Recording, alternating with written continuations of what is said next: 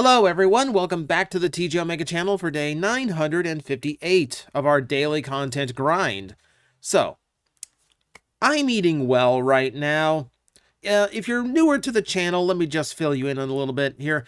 My favorite toy line of all time is Transformers Cybertron. I think it's a perfect balance of all the different things that makes Transformers really, really cool.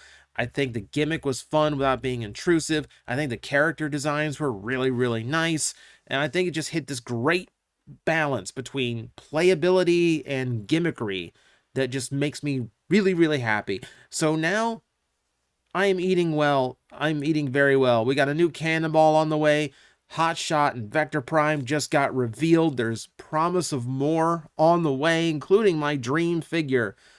But it has raised a bit of a question. So, through all of these new Cybertron figures that are coming out and the promise of more on the way, and then previously, the Armada toys, the big four from Armada getting brand new figures with repaints happening, and again, new toys in listings that are going to be coming next year, and as well as a few others here and there that we know are going to happen. What happened to Energon? The middle series of the Unicron trilogy is becoming the metaphorical middle child, forgotten between its more successful big brother and its younger, cooler little brother. It's a weird thing to see, because we know there's plenty of people who enjoy Energon, and we know the toy line for Energon was actually really, really cool. So, why? Like, through all this anniversary stuff, going from where they start, from Kingdom, where they started introducing characters from other continuities, all the way through this series, and then into the listings for Transformers Generations Prime, there is not a sight of Transformers Energon except for one, and that is the core class Energon Megatron. Literally the smallest thing they could produce. And that is literally it. That's the only thing we have anywhere that indicates Transformers Energon was ever in existence. And considering this is supposed to be like 40th anniversary, kind of a celebration of all things Transformers, to completely skip out on a major toy line with one small exception, literally, is kind of weird, isn't it? I would say it puts us on the same level as Beast Machines, with just one sole core representing during the anniversary year, during these toy lines that incorporate different universes. But even then, Energon has it worse. The Cheetor you see on screen previously had a toy in Transformers Titanium. Titanium's a terrible toy line, but I would argue the Cheetor is one of the best figures in it. And then, of course, during Thrilling 30, we got a Tankor, a way too small Tankor, but the point is we got a Tankor, which means Beast Machines is actually up 2 on Energon as far as, actual remembrance from Hasbro. So, just to confirm, just so we can refresh ourselves a little bit here, here's the leak list of Transformers Prime Wave 1. And this is Generations Prime, just because we need to keep it clear. Animated is getting representation. The G1 aerial bots are making a return. Generation 2 is getting a little bit of an observation. The Fallen is reportedly going to be closer to the Dreamwave design than the movie or the later designs, rather than, Megatronus that he has been in the recent years. We have on Armada Red Alert listed. There's Crashers coming back. Generations is going to have a GoBot in it. On top of an RID Skybite, a Rescue Bots Heatwave. This is going all over the place. This is going in so many different directions and bringing back so many different Transformers series and bringing up elements of Transformers lore that have not gotten toy representation ever in the 13 Primes. And yet Energon is still on the shelf. It is crazy to me, absolutely crazy to me, that we can get characters from Cyberverse in Generations before we can get anything from Energon. Not a slight on Cyberverse. I mean, I actually do like that show. I actually quite like that show. But it is weird to me because it seemed to be one of the least viable, like commercially, like ignorable kind of series. And it's, in the grand scheme of the Transformers franchise, not all that old yet. It certainly doesn't have anything on how old Energon is. So it gets toys. RID. And I don't just mean the fact that Omega Prime's on the way from HasLab or the fact we got another Voyager Skybite on the way. I mean even deep cut like Towline. Towline is is a minor-ish character in RID. There's a lot of characters with a lot more prominence that have not really had any toys. We're getting a Sideburn. We have not seen a Prowl or an X-Brawn yet, even in any kind of rumored listings. But this guy got a brand new toy. Granted, it's a retool, but the fact that it exists is kind of telling. Rescue Bots is the one that gets me the most. We are in this period where even Rescue Bots is viable in generations now. And to acclaim, right? Because the kids who had Rescue Bots and grew up on that are now old enough to want a more mature and more complex Transformer. They're entering the ages where they would start becoming a collector. So yeah, it's actually a really cool thing to do. I'm not disagreeing with any of these toys. Don't get me wrong. I'm just indicating just how far and how different we're willing to be before we even touch Transformers Energon, and I just find that really, really odd. Rescue Bots is even getting another one. They're getting a Voyager next with Heatwave. Kind of weird, isn't it? It's weird, this existence we live in now. So, why? Why is a good question. So, I think a lot of reason is just because of the way Energon is remembered. And I think a lot of that does come from the TV show itself. Energon's not a great cartoon. Like, we got to be honest with ourselves here. The show ain't great, guys. It's a show that ran out of plot about halfway through, but it still had toys to sell, so it just kind of trudged along and just started making up things toward the end. It is a show that people have cited as very poorly worded and written. There's a quote. If you go to TF Wiki and go like to the errors in Transformers Energon, one of the quotes from Kicker is that they got transported to a faraway galaxy on the edge of the solar system. Solar systems are within galaxies. Solar systems are far smaller than galaxies.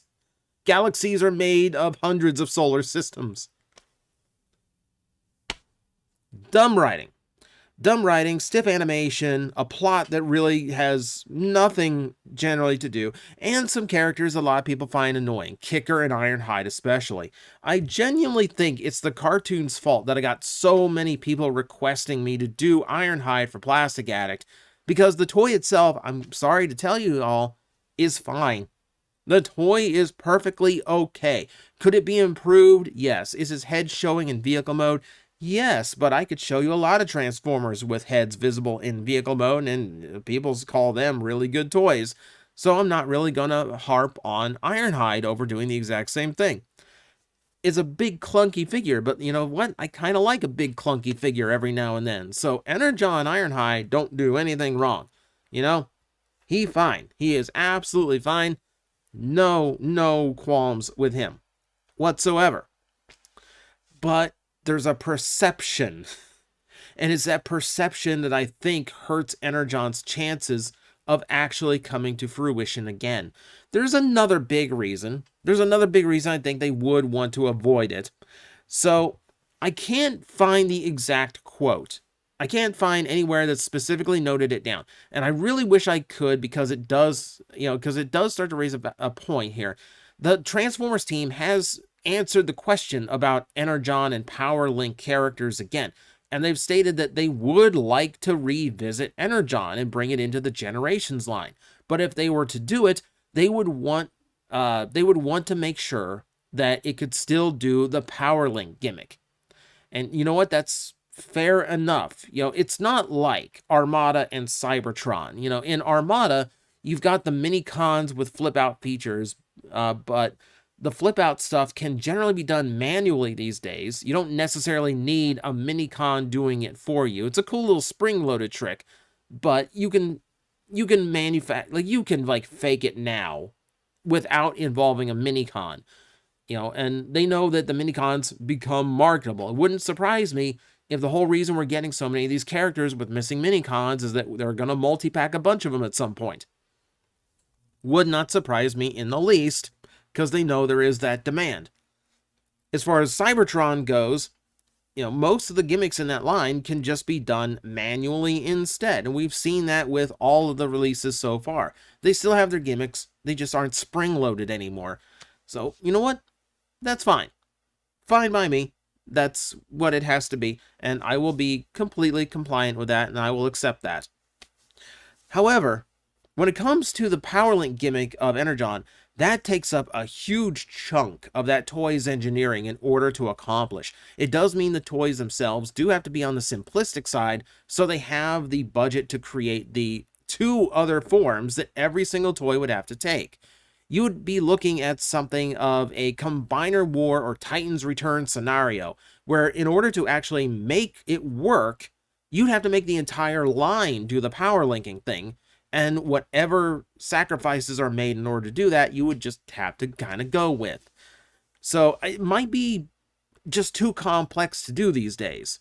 That said, we have seen hope. This is the Earthspark, I can't remember what they call these right now. Cyber Combiners, I believe. So these toys I've reviewed on this channel, and I'll tell you this, I'll keep repeating this, they are really fun toys. I genuinely have a lot of fun with these, and I hope they do more.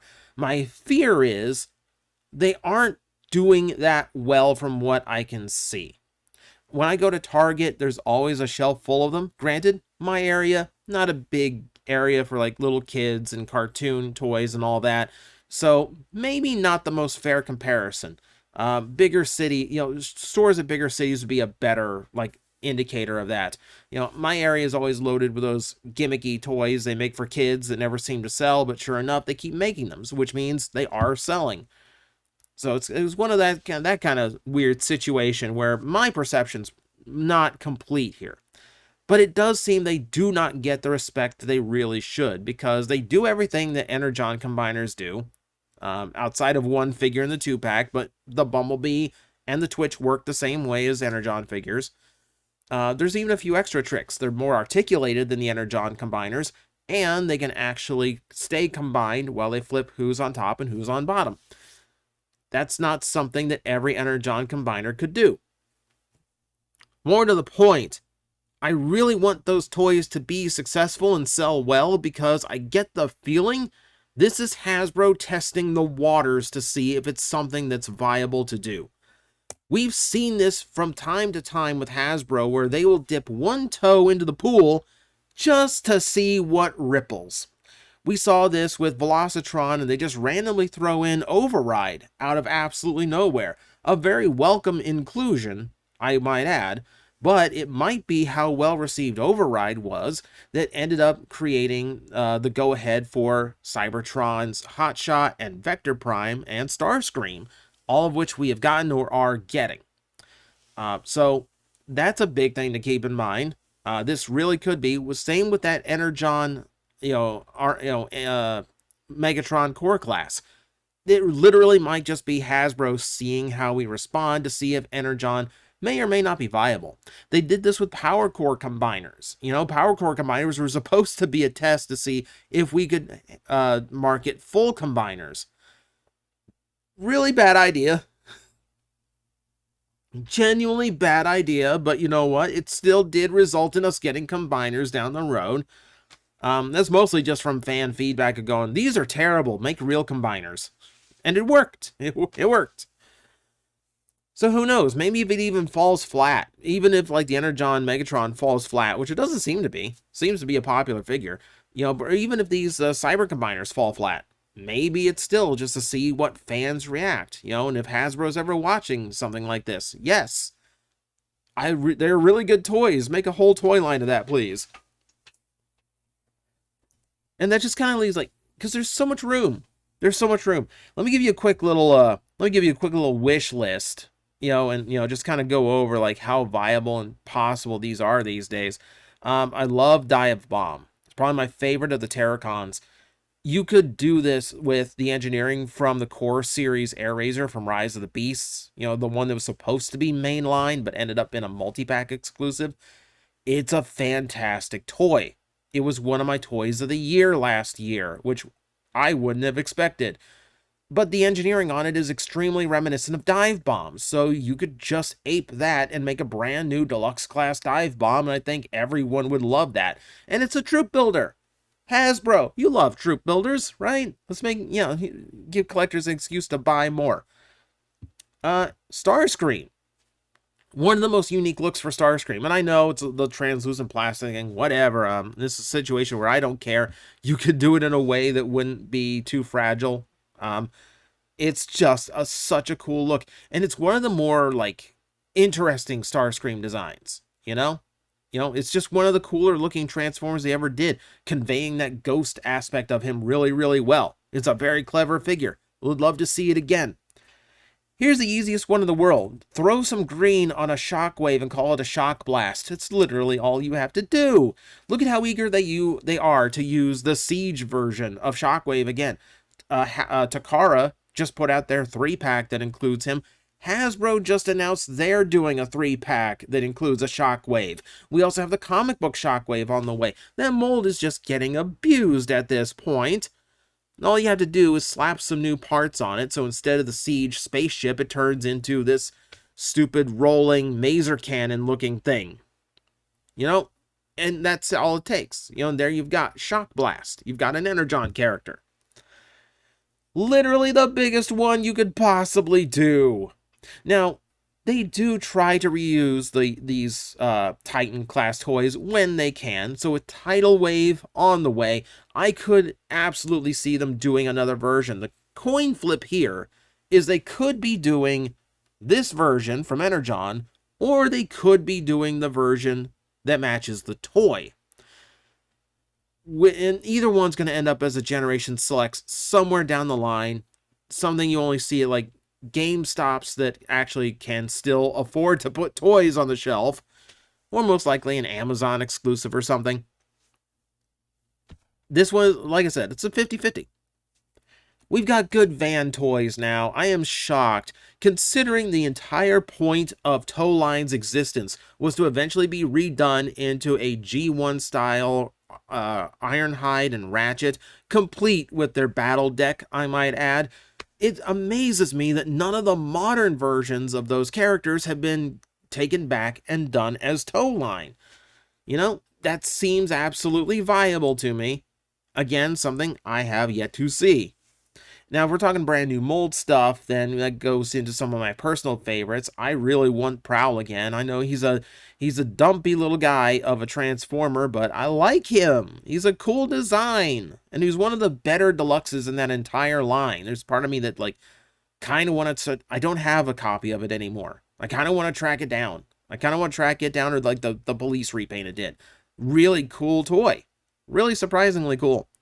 How about one that you like the look of? Because everyone else likes the look of. I don't, but hey, Mirage is a thing as well. And it's a cool looking figure. A modern Voyager class wouldn't be bad, especially if they could figure out a more interesting thing to do with the kibble besides just make it stick out the back and make it impossible to put at the back of your shelf. Ironically enough, here's the weird thing. The closest we have gotten to a brand new figure from Energon in the normal size classes, Deluxe, Voyager, above. The closest we've gotten is Shattered Glass Flame War. Because the original version of this toy was an Energon RC repaint. This presentation, complete with the weaponizer, is a repaint away from being an Energon RC homage. And as much as that mold is kind of just hated on, I don't think it would be unwelcome. I think it'd be a really cool novelty to just randomly get an Energon RC. I mean, it's, I think, like literally the first ever RC toy that actually made it to a shelf. Why wouldn't you homage it? Why wouldn't you? I mean, aside from the fact that every time they release this toy, it doesn't sell. But, you know, semantics. So that's kind of where I'm kind of like just staring into the void at this point. Like, really, why is Energon so neglected?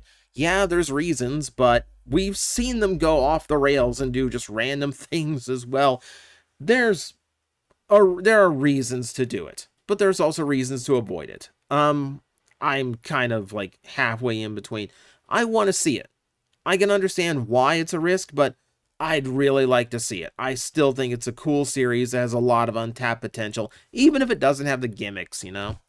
So, those are the thoughts. That's just me calling out Hasbro. Hey, Energon has fans too. Maybe they deserve to have their childhood treated just a little bit, you know? So, those are the thoughts for the day. Thank you everyone for watching. I will see you next time.